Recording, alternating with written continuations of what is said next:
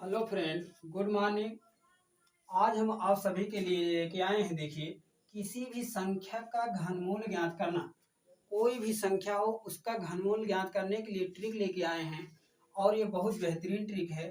ध्यान दीजिए, आपको पहले 1 10 तक आपको घन याद होना चाहिए। जैसे एक का घन 1 होगा, 2 का घन होगा 8, 3 का घन होगा आपका 27, 4 का घन होगा 64, 5 का घन होगा 125, 6 का घन होगा 216, 7 का घन होगा 343 और इसके बाद 8 का घन होगा आपका 512, 9 का घन होगा आपका 729, 10 का घन होगा आपका 1000। इतना यदि आपको याद है तो देखिए, ध्यान दीजिएगा, बहुत बेहतरीन ट्रिक है। आप सिर्फ 2 में ध्यान दीजिएगा। यदि लास्ट में 2 है तो इसके लिए 8 लिखिएगा। यदि इकाई के स्थान पर 2 है तो इसके लिए क्या लिखना है? 8 लिखना है। और यदि लास्ट में 3 है तो इसके लिए 7 लिखना है। नहीं तो यदि लास्ट में 7 है तो इसके लिए 3 लिखना है। सिर्फ इसी 2 में चेंज करना है आपको। देखिए कैसे, जैसे कुछ नंबर हम ले लेते हैं। देखिए, ये कुछ नंबर हैं। आपके इसका घनमूल कैसे ज्ञात करेंगे, ध्यान दीजिएगा। पहले आप पीछे से 3 3 का जोड़ा बना लीजिएगा। सब में घनमूल में 3 3 का जोड़ा बनता है, वर्गमूल में 2 2 का जोड़ा बनता है। इसी प्रकार से देखिए, 3 3 का जब जोड़ा बनाएंगे, यदि लास्ट में 5 हो, कहने का मतलब उस 2 के लिए, 3 के लिए, 7 के लिए और 8 के लिए, इन चारों के लिए छोड़ करके बाकी सबके लिए यदि लास्ट में 5 है तो इसके लिए 1 5 लिखेंगे। इसके बाद जो बचा हुआ है यह किस संख्या के घन के पास है।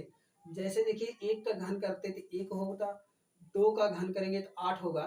तो बताइए, 3 किसी भी संख्या का घन है? नहीं। तो यह किसके बीच में पड़ रहा है? 1 और 8 के बीच में पड़ रहा है। अर्थात इसका लोवेस्ट सीमा, कहने का मतलब जो है, लोवेस्ट सीमा आपका 1 है और 1 और 8 के बीच में पड़ रहा है, तो नीचे वाला ही सीमा लेना है। नीचे वाली सीमा में क्या आया? 1 आया और इसके लिए 1 रखेंगे। अब ध्यान दीजिए, यह अर्थात कहने का मतलब 15 का घन है। अब इसी प्रकार से जैसे ये दिया है तो इसके लिए लास्ट में आप देखा गया इकाई के स्थान पर 6 है तो 6 रख दीजिए। अब ये 3 अंक समाप्त हो गए, बच गया 17।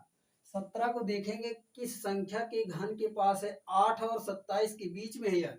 8 और 27 के बीच में, अर्थात लोवेस्ट सीमा इसका कितना है? 8 है। तो 8 के लिए क्या है? 2 2 रखेंगे। 2 रख दिए, 26 हो गया।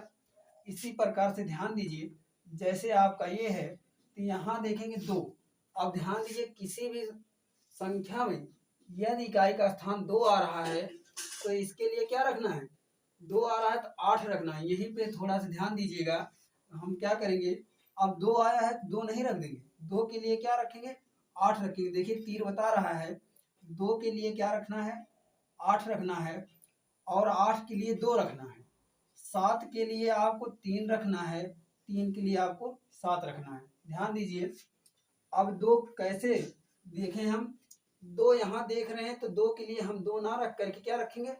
8 रखेंगे। 8 रख दिए। इसके बाद 5 को जब देखेंगे तो 5 किसके बीच में? 1 और 8 के बीच में पड़ रहा है तो लोवेस्ट सीमा 1 है तो 1 रखेंगे। 18 का घन है।